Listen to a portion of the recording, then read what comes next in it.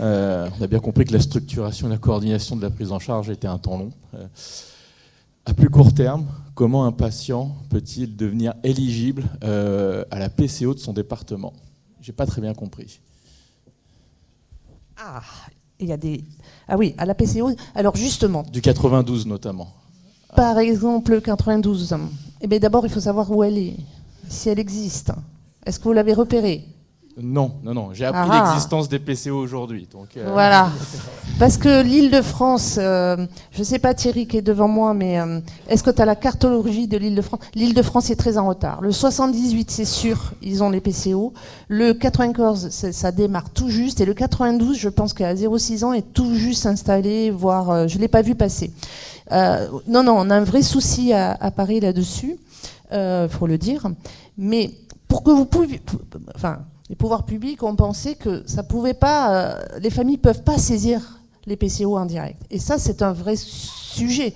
Parce que vous avez peut-être vu l'orthophoniste qui vous dit qu'il faudrait aller vers une PCO. Donc il faut aller voir un médecin qui remplisse un questionnaire. Et selon le résultat du questionnaire qu'il envoie à la PCO, vous êtes sélectionné. Vous voyez le truc?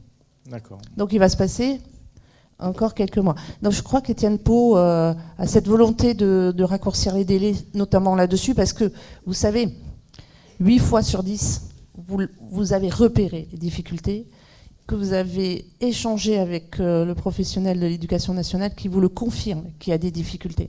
Donc vous, entre parents, en tant que parents, c'est parce que vous êtes inquiet et que vous voyez qu'il y a quelque chose. Et vous avez besoin de questionner des professionnels pour savoir si c'est grave, pas grave, et qu'est-ce qu'il faut faire pour aider l'enfant. Alors, je peux compléter. Oui, vas-y. Mais il y a un élément pour répondre à votre question de est-ce qu'il sera admissible. Donc le mot admissible, c'est peut-être pas le bon mot. C'est que éligible. Il est nécessaire qu'on ait la preuve qu'il y ait eu une prise en charge initiale pendant un certain temps en milieu scolaire, pédagogique, et qu'au décours de cette prise en charge initiale, on ait constaté que l'amélioration n'est pas suffisante et qu'on a besoin d'autre chose. Donc, dans le dossier PCO, il y a une partie qui est très, très importante et qu'il faut qu'elle soit remplie. L'enfant a déjà bénéficié d'une première prise en charge qui est jugée comme insuffisamment efficace. Ça, c'est la première chose. Donc, ça doit venir en grande partie de l'école. C'est-à-dire que ça, c'est l'enseignant qui a mis en place ces premières interventions, qui va dire, bon, moi, j'ai fait ça. Il va l'écrire. J'ai fait ça. Il décrit ce qu'il a fait. Il dit, ça ne suffit pas. J'ai besoin probablement que l'enfant puisse être reçu dans une PCO. À ce moment-là, il faut remplir les 2 autres feuillets. Bon, le feuillet des parents, ça, vous pouvez le faire. C'est relativement simple, encore qu'il est vraiment très complet, ce feuillet. Et puis, le feuillet du médecin. Et c'est là que le bas blesse. Parce que vous avez, on a fait allusion à ça, des médecins qui sont très compétents, des experts, mais qui sont très rares. Hein. Alors, quand c'est eux qui ont rempli le feuillet médical, ça ne pose aucun problème à la PCO. La PCO ne regarde même pas le contenu. L'enfant est admis dans la PCO. Mais quand c'est des médecins généralistes qui, comme on en a donné l'exemple précédemment, qui ne connaissent pas et qui vont se retourner vers la famille elle-même pour lui demander « mais qu'est-ce que je dois écrire ?» Donc là, ça devient plus problématique. Alors, je voulais repartir de ce que disait Marie sur le fait qu'elle appelle la psychomote, ils appellent l'ergo, etc. La question, c'est celle des solutions. Et sur quoi on s'appuie? Il y a une réalité, c'est que les professions de rééducation, entre nous, on se connaît très bien. On est parfaitement en capacité de se rendre compte, quand on voit un patient, de dire « Ah, il y a un truc, ce serait bien qu'elle voit un ergo, une psychomote. » Il y a une profession qu'on n'a pas citée, c'est orthoptiste, et qui a une importance souvent capitale dans un certain nombre de difficultés. Donc, ergothérapeute, psychomotricien, orthophoniste, orthoptiste, au moins ces 4-là. Et ces 4-là, ils se connaissent très bien. Et donc, j'en viens à la solution, en tout cas un axe d'amélioration, c'est que y a un dispositif qui a été mis en place, d'abord à titre d'expérimentation et à vocation de généralisation, qui s'appelle l'accès direct. C'est quoi l'accès direct? C'est le fait qu'à partir du moment où vous avez le sentiment qu'il y a besoin d'aller voir une de ces professions, eh bien vous puissiez y aller directement sans passer par la case médecin. Alors, je rejoins ce que disait Marie, l'idée n'est pas de dire qu'il faut remettre en question la compétence des médecins. Mais la réalité, c'est que dans 90, voire 95% des cas, ils viennent nous voir. Est-ce que vous avez une prescription ? Non. Allez voir votre médecin. Ok, on va voir le médecin. Vous avez besoin de quoi ? J'ai besoin de psychomotricité ou d'ergothérapie. Ils ne savent pas ce que c'est. Ils disent ok, très bien. 30 € aujourd'hui. Donc on perd 30 balles. Et accessoirement, on perd le temps d'avoir le rendez-vous médical. Je ne vais pas revenir sur le problème des désertifications.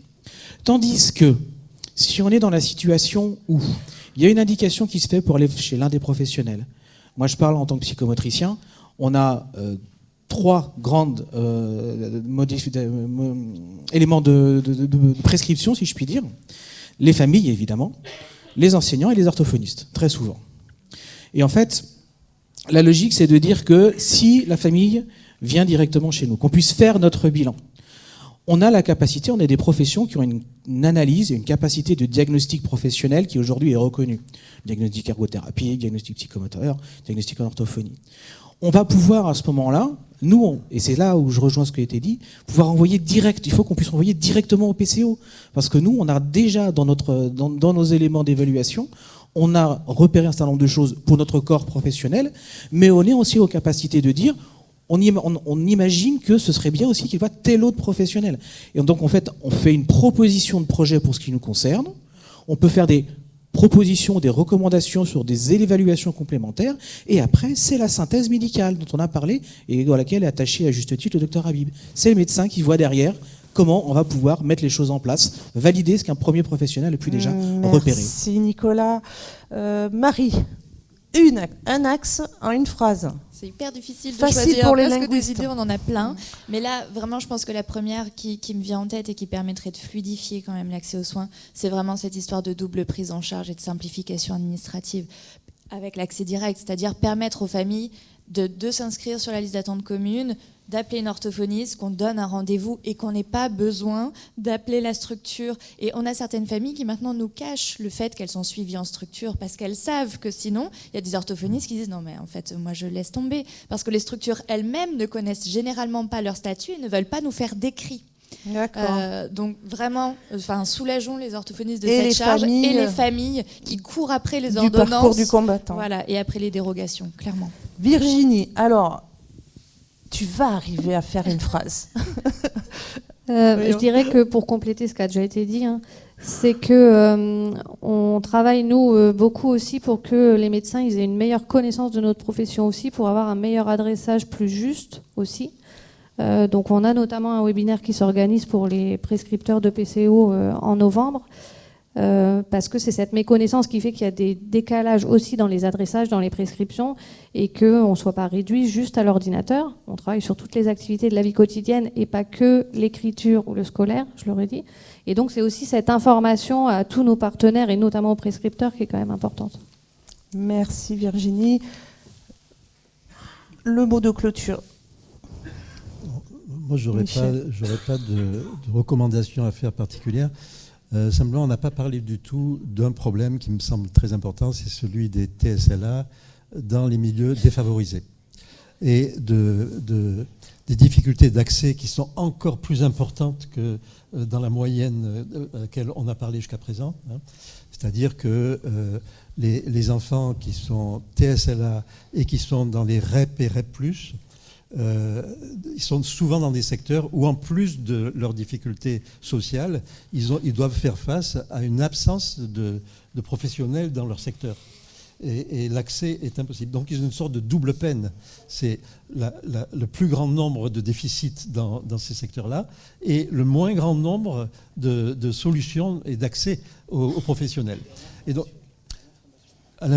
même à l'information, non seulement ils n'ont pas l'accès, mais ils ne savent même pas qu'il pourrait y avoir accès. Donc, alors la solution, il n'y en a pas 36, on peut tourner dans tous les sens, c'est l'école. La solution, elle est dans l'école. C'est-à-dire qu'il faut que les professionnels de santé puissent entrer dans l'école pour accompagner les enseignants, pour les aider, pour les assister finalement à chaque fois qu'ils auront une question concernant ces problèmes-là. Et maintenant, on se rend compte, avec les progrès de la science, que entre les TSLA et les conséquences cognitives des défauts purement environnementaux, hein, de ce qu'on appelle le statut socio-économique, hein, bah, au final, c'est la même chose. C'est-à-dire que sur le plan du cerveau et des difficultés cognitives des enfants, il n'y a plus de différence. Que ce soit un vrai TSLA ou que ce soit comme, en partie la conséquence de leur manque de stimulation environnementale, le résultat est le même et les solutions devraient être les mêmes.